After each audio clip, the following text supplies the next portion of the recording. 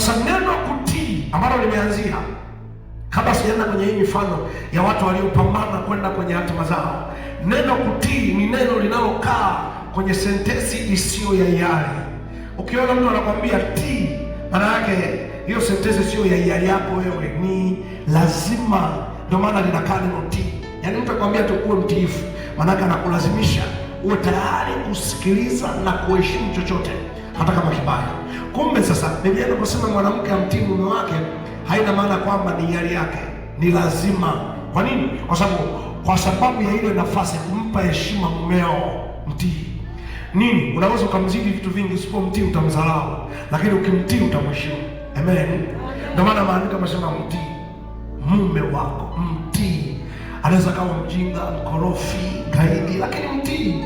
Mtii kwa sababu ya nafasi yake aliyopewa na Mungu ya kuwa kichwa cha mkewe. Bwana asifiwe. Na inawezekana bila ile dhambi mwanamke asingekuwa kichwa cha mkewe, wote wangekuwa sawa. Lakini ile dhambi ndio inasababisha mwanamke awe chini, mwanamume awe juu. Ile dhambi, wakati Mungu anatoa zile laana, ndio akasema tamaa yako itakuwa kwa mumeo na mumeo atakutawala.